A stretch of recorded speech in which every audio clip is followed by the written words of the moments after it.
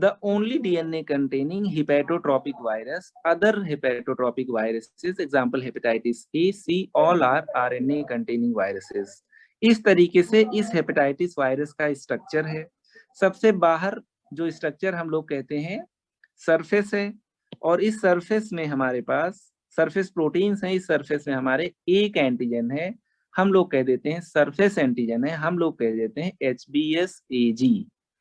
उसके अंदर हमारे पास कोर है, कोर में एक एंटीजन है, हम लोग कह देते हैं कोर एंटीजन या HBeAg। सरफेस और कोर के बीच में ई एंटीजन पाया जाता है।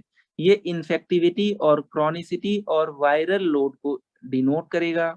इन सब के अलावा वायरस बॉडी में है, डीएनए कंटेनिंग वायरस है, तो डीएनए भी इस पेशेंट के ब्लड में मिल सकता है।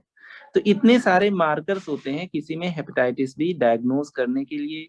कब क्रॉनिक है, कब वायरल लोड ज्यादा है, कब इसको एंटीवायरल देना है, कब नहीं देना है, इन्हीं सब एंटीजन एंटीबॉडीज को देखते हुए आप डिसाइड करोगे।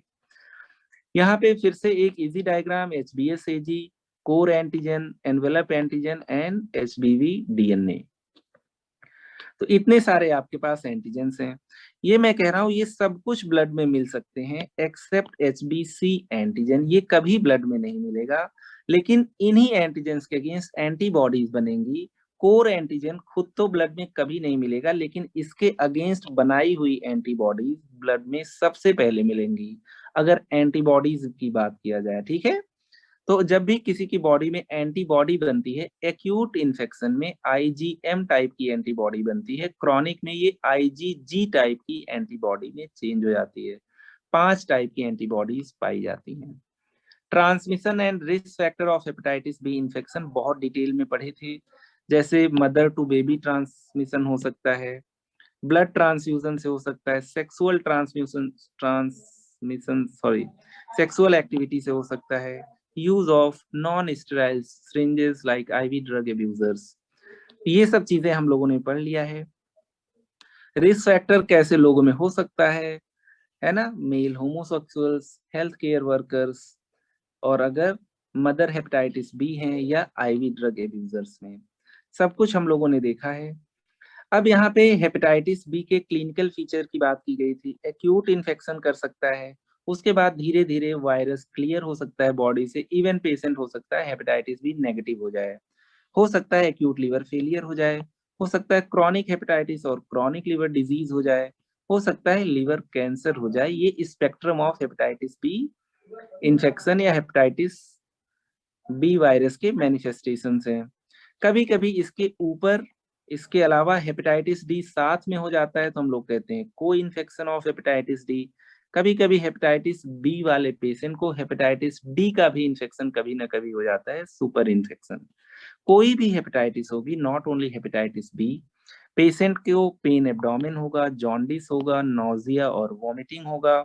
जो स्वेलिंग स्टार्ट होगी वो पेट से स्टार्ट होगी, एब्डोमिनल डिस्टेंशन के फॉर्म में, पेरिटोनियल कैविटी में फ्लूइड इकट्ठा हो जाएगा, एसाइटिस।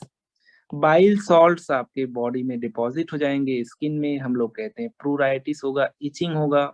और जाहिर सी बात, अगर भूख नहीं लग रही, नोजिया वोमिटिंग है, पेशेंट में वेट लॉस होगा। सारे मैनिफेस्टेशंस हम लोगों ने डिटेल में पढ़ लिए थे। अब आइए बात करते हैं antigen and antibodies of hepatitis B. हम लोग जो पढ़ना चाह रहे हैं हेपेटाइटिस बी के मार्कर्स, ठीक है, देखते हैं मार्कर्स ऑफ हेपेटाइटिस बी या मार्कर्स इन हेपेटाइटिस बी। किसी को हेपेटाइटिस बी हो गया तो क्या क्या मार्कर्स हमारे पास होंगे और वो क्या इंडिकेट करेंगे। फिर से वही डायग्राम बना लेते हैं। बिलीव मी, ये पूरे हेपेटाइटिस का सबसे इंपॉर्टेंट लेक्चर है। ढंग से देखो, यहाँ पे एक सिंपल सा डायग्राम बनाए, तो ये आपका सरफेस हो गया और इसमें एक एंटीजन है, हम लोगों ने कह दिया HBsAg, मतलब सरफेस एंटीजन। देन इसके बाद आपका हेपेटाइटिस बी वायरस की स्ट्रक्चर का कोर है, यहाँ पे एक एंटीजन है, हम लोगों ने कह दिया हेपेटाइटिस बी कोर एंटीजन। इन दोनों के बीच में एक इन्फेक्टिविटी डिसाइड करता है एंटीजन, हम लोग कह देते हैं हेपेटाइटिस बी एनवेलप या ई एंटीजन। इसके अलावा बीच में हेपेटाइटिस बी का DNA तो होगा ही, this is HB, hepatitis B virus DNA। इन सब का बहुत ज्यादा मतलब है। एक बात मैंने शुरू में कही है कि ज्यादातर हेपेटाइटिस बी के पेशेंट हेपेटाइटिस बी नेगेटिव कभी नहीं होते हैं। ठीक है, आगे चल के इन्हीं पेशेंट्स में chronic liver disease, chronic liver failure या इवन लिवर कैंसर होने के चांसेस हैं। बहुत खुशनसीब होते हैं जिनमें एक्यूट हेपेटाइटिस बी हुआ, इतनी अच्छी एंटीबॉडी रिस्पॉन्स रही कि वायरस बॉडी से क्लियर हो गया।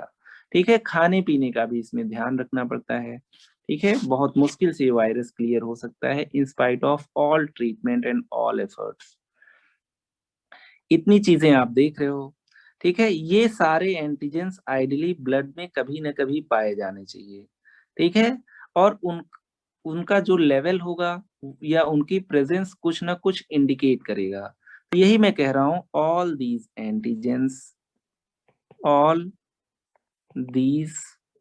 एंटीजेंस या components must be seen in blood of hepatitis B patient except HBC antigen. Core antigen कभी भी ब्लड में डिटेक्ट नहीं होता, HBC एंटीजन। राइट, पहले भी ये चीज लिखा चुका हूं, कोर एंटीजन के अगेंस्ट जो एंटीबॉडी बनती है वो सारी एंटीबॉडीज में सबसे पहले आती है। राइट, तो इस तरीके से हम लोग कहेंगे आपका HBS एंटीजन है। ठीक है, ये सरफेस एंटीजन है, सरफेस पे ही आपको दिख भी रही होगी। आगे चल के बॉडी इसके अगेंस्ट एंटीबॉडी बनाएगी, हम लोग कह देते हैं HBS एंटी HBS। ठीक है, ये आपकी एंटीबॉडी है। फिर हम लोग कह देते हैं बॉडी जो है कोर एंटीजन के अगेंस्ट एंटीबॉडी बनाएगी, कोर एंटीजन, कोर एंटीजन के अगेंस्ट एंटीबॉडी बनाएगी। ये दो टाइप की बनती हैं, पहले IgM एंटी HBC। राइट, आगे चल के ये चेंज हो जाती है IgG एंटी HBC। इसी तरीके से तीसरी चीज है आपकी E एंटीजन, HBE एंटीजन, आगे चल के E एंटीजन, आगे चल के बॉडी इसके अगेंस्ट भी एंटी IgE बनाएगा। Right, anti HBE। ठीक है, ये सब आपकी एंटीबॉडीज हैं। जो एंटीबॉडीज होंगी वो क्या करेंगी, इन्हीं एंटीजेंस को न्यूट्रलाइज करेंगी। ठीक है, तो मैंने यही आपको बताया कि नॉर्मली अगर कोई हेपेटाइटिस बी पॉजिटिव इंसान है तो उसके अंदर सरफेस एंटीजन मिलेगा और हम लोग इसी से डायग्नोसिस बनाते हैं।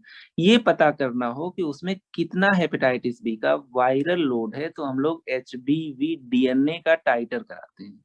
ठीक है, कितने वायरसेस हैं ऑलमोस्ट उसके बॉडी में। ठीक है, फिर अगर बहुत ज्यादा टाइटर है तो इसका मतलब क्रॉनिसिटी होने के चांसेस, कैंसर होने के चांसेस, क्रॉनिक लिवर फेलियर होने के चांसेस ज्यादा है। तो हम लोग क्रॉनिक हेपेटाइटिस बी में ट्रीटमेंट भी प्रोवाइड करते हैं। बहुत सिंपल है। राइट, अब यहाँ पे देखिए, अगर किसी की बॉडी में मैंने कह दिया हेपेटाइटिस बी वायरस गया, ये कोई इंसान है, ठीक है, इनकी बॉडी में हेपेटाइटिस बी वायरस का इंफेक्शन हुआ। राइट, तो आप लोग जानते हो कि हेपेटाइटिस बी वायरस का अगर इन्फेक्शन होगा तो कुछ इंक्यूबेशन पीरियड होता है। हम लोगों ने कहा था 30 डेज से लेके कितने दिन तक, 150 डेज इसका इंक्यूबेशन पीरियड है। उसके बाद पेशेंट को क्या आएंगे, सिम्टम्स आएंगे जैसे जॉन्डिस। ये सब चीज हम लोग पढ़ चुके हैं। This is incubation period. Right, एक और अजीब बात है कि हेपेटाइटिस बी का इन्फेक्शन आज अगर किसी को हो भी गया तो इस इंक्यूबेशन पीरियड में अक्सर सारे टेस्ट नेगेटिव आते हैं, हम लोग कहते हैं विंडो पीरियड। अभी चाहे सरफेस एंटीजन की बात हो, चाहे HBV DNA की बात हो, चाहे हेपेटाइटिस बी E एंटीजन की बात हो, इतने अमाउंट में बॉडी में होंगे ही नहीं कि आप उन्हें डिटेक्ट कर पाओ। तो जब बॉडी में हेपेटाइटिस बी वायरस गया, आगे चल के कुछ सिम्टम्स आए, मोस्ट ऑफन जॉन्डिस या फीवर। तो अब यहाँ पे जॉन्डिस प्लस वायरल मार्कर्स आपको मिलने स्टार्ट हुए। ठीक है, तो क्या क्या वायरल मार्कर्स मिलेंगे? कोई जॉन्डिस वाला पेशेंट होगा तो आप उसे देखोगे, कहीं उसको हेपेटाइटिस बी, हेपेटाइटिस ए या एल्कोहलिक हेपेटाइटिस है, तो भाई कुछ न कुछ आप प्लान करोगे जानने के लिए, इन्वेस्टिगेशन। तो यहाँ पे हम लोग कहते हैं सरफेस एंटीजन तुरंत कराइए। ठीक है, hepatitis B virus, HBV, DNA भी आप करा सकते हो। ठीक है, hepatitis B envelope antigen, E antigen आप करा सकते हो। तो ये आपके मिल सकते हैं पॉजिटिव। तो इसका मतलब हेपेटाइटिस बी पेशेंट को है। ठीक है, सरफेस एंटीजन और डीएनए मिलने का मतलब पॉजिटिव है। ई का मतलब कि ये पेशेंट बहुत ज्यादा इन्फेक्टिव भी है, जाहिर सी बात है दूसरों के लिए। No HBC antigen is seen in blood. No HBC मतलब core antigen is detected in blood, इसको आप ब्लड में कभी पाओगे ही नहीं। अब सबसे इंपॉर्टेंट चीज ये है, जो एंटीबॉडीज बनेंगी, ये सब तो एंटीजेंस हैं, एंटीजेंस हैं, ये तो वायरस खुद लेके आया था। बॉडी इनके अगेंस्ट एंटीबॉडीज बनाएगी। ठीक है, एंटीबॉडी में जो पहली एंटीबॉडी बनेगी वो कौन सी बनेगी? इसी एचबीसी के अगेंस्ट। ठीक है, तो यहाँ पे हम लोग कहेंगे अब बॉडी का काम है एंटीबॉडी बनाना। वायरस चला गया बॉडी में, अब बॉडी इन्हीं सब के अगेंस्ट क्या करेगी? प्रोड्यूस करेगी एंटीबॉडीज, प्रोड्यूस करेगी एंटीबॉडीज। पहली जो एंटीबॉडी होगी, फर्स्ट एंटीबॉडी, जो ब्लड में आपको दिखेगी, first antibody to appear in blood. ये सब बहुत इंपॉर्टेंट पॉइंट है। क्या होगा? Anti H B C, H B C के अगेंस्ट आपका एंटीबॉडी बनेगा। एज अ रूल एंटीबॉडी अगर कोई पहले बनती है एक्यूट कंडीशन में तो आईजीएम टाइप की बनती है। एंटीबॉडीज 5 टाइप की होती हैं, IgG, IgA, IgM, IgD, IgE. ठीक है, पढ़ेंगे किसी दिन एंटीबॉडी भी। लेकिन एक्यूट स्टेज में जो बनेगी वो होगी आईजीएम, एंटी एचबीसी। ठीक है, तो अगर आपसे पूछा जाए पहली एंटीबॉडी कौन सी बनेगी, तो हम लोग कहेंगे एंटी एचबीसी आईजीएम टाइप की। ठीक है, अभी देखेंगे इसका रेलेवेंस क्या है। तो ये एक्यूट स्टेज में बनेगी, तो ये इंडिकेट करेगी एक्यूट हेपेटाइटिस बी। आगे चल के ये आपकी आईजीएम वाली चेंज हो जाएगी जब क्रॉनिक इन्फेक्शन को आप देखोगे, IgG, anti H B C. इसका मतलब इसको हो गया क्रॉनिक हेपेटाइटिस बी। राइट, ये बहुत इंपॉर्टेंट पॉइंट है। आइए एक चार्ट देख लेते हैं फिर आगे चलते हैं। इन सारे एंटीजेंस की बात हम लोगों ने कई बार की। ठीक है, अभी सिंपली केवल इतना बताया है कि बॉडी इसके अगेंस्ट एंटीबॉडीज जनरेट करेगी ताकि ये वायरस न्यूट्रलाइज हो। इसलिए नहीं कर रही ताकि आप डायग्नोसिस बनाइए, उसका यूज आप डायग्नोसिस में कर लोगे, दैट इज डिफरेंट थिंग। जो पहली एंटीबॉडी बनेगी वो कोर एंटीजन के अगेंस्ट बनेगी, हम लोग कहते हैं आईजीएम टाइप की है। किसी को एक्यूट हेपेटाइटिस होगा तो ये एंटीबॉडी जरूर मिलेगी। ठीक है, किसी को एक्यूट से क्रॉनिक हेपेटाइटिस भी हो गया तो सब कुछ लगभग सेम रहेगा, लेकिन ये एंटीबॉडी जो आईजीएम टाइप की मिल रही थी उसकी बॉडी में आईजीजी टाइप का मिलेगा। इसका मतलब किसी में अगर हमें ये पता करना हो हेपेटाइटिस है, हमें क्या पता एक्यूट है कि क्रॉनिक है? एक्यूट और क्रॉनिक जानने के लिए हमें एच बी सी के अगेंस्ट आईजीजी और आईजीएम करना पड़ेगा। ठीक है, आइए एक डायग्राम इंसर्ट करते हैं, फिर सीरियल वाइज इसको इंटरप्रेट करेंगे।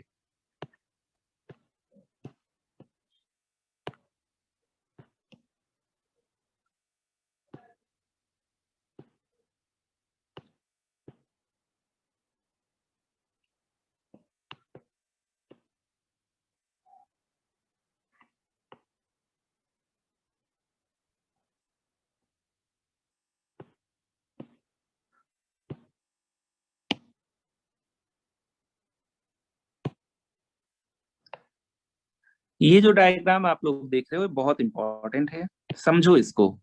किसी की बॉडी में हेपेटाइटिस बी वायरस गया, ठीक है, यही मैं बता रहा था, किसी की बॉडी में हेपेटाइटिस बी वायरस पहुंचा, कांटेक्ट हुआ, हिस्ट्री ऑफ कांटेक्ट किसी भी तरीके से, कुछ दिन तक कोई सिम्टम नहीं आता, उनको पता ही नहीं होगा कि जो इतना चिल कर रहे थे उसको कुछ तोहफे में मिला है, ठीक है। तो मैं कहता हूँ 30 डेज से लेके 150 डेज तक इनको कुछ पता नहीं चलेगा, ठीक है। फिर उसके बाद एक्यूट हेपेटाइटिस, फिर उसके बाद पेशेंट इम्प्रूव हो जाएगा, और अगर बहुत खुशनसीब रहा तो क्योर हो जाएगा, नहीं तो पेशेंट में क्रॉनिक हेपेटाइटिस बी होने के चांसेस हैं, ठीक है। तो हेपेटाइटिस बी की प्रोफाइल में हम लोगों ने कहा था it can cause acute hepatitis, chronic hepatitis और इवन लिवर कैंसर।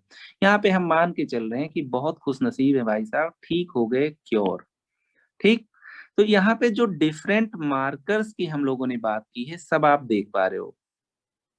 सबसे पहला मार्कर जो आप ब्लड में देख पा रहे हो that is HBsAg, surface antigen. फिर हेपेटाइटिस बी वायरस का डीएनए आने लगेगा, फिर HBe मतलब ई एंटीजन आने लगेगा।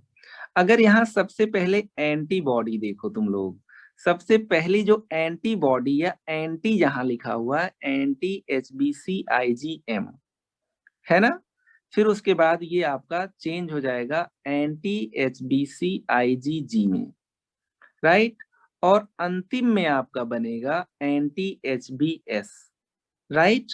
तो देखो बहुत सिंपल है, इसको यहाँ पे एक अपने डायग्राम से मैं बनाता हूँ, इस तरीके से मैं कह रहा हूं, यहाँ पे टाइम है, मैंने कह दिया मंथ्स आफ्टर इन्फेक्शन। बहुत ध्यान से देखिएगा ये चीज, यहाँ हेपेटाइटिस बी का इन्फेक्शन हुआ महीनों के बाद, ठीक है, और इधर लिख देते हैं मार्कर्स, चाहे वो एंटीजन हो चाहे वो एंटीबॉडी हो। सबसे पहले जो चीज आएगी, चलिए ठीक है, थोड़े दिन तक तो कुछ पता नहीं चला इनको, फिर आपका सरफेस एंटीजन आया, राइट। यहाँ पे हम लोग कह देते हैं this is HBs antigen, right. फिर इसके बाद हम लोग कह रहे हैं हम लोग इनके ब्लड में दूसरी चीज डिटेक्ट कर सकते हैं, डिफरेंट कलर यूज किए लेते हैं यहाँ पे,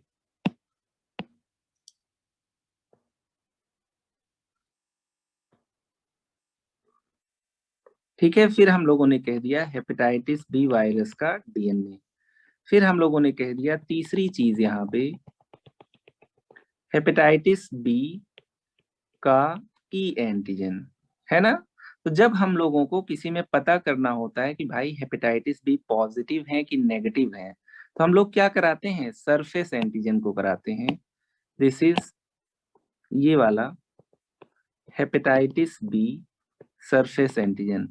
जाहिर सी बात है ये तभी होगा जब पेशेंट की बॉडी में हेपेटाइटिस बी वायरस होगा, सबसे पहले डिटेक्ट हो जाता है तो इसको, और सबसे कन्वीनियंटली इसको डिटेक्ट कर लेते हैं तो बहुत इजी है।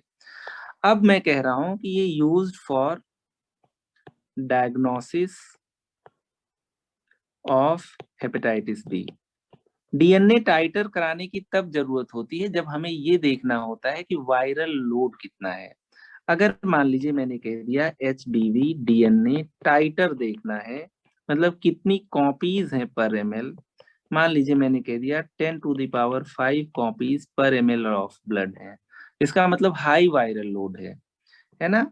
इससे हमें वायरल लोड पता चलता है, हमें ये पता चलता है वायरस रेप्लिकेट होके कितना ज्यादा हो गया, है ना।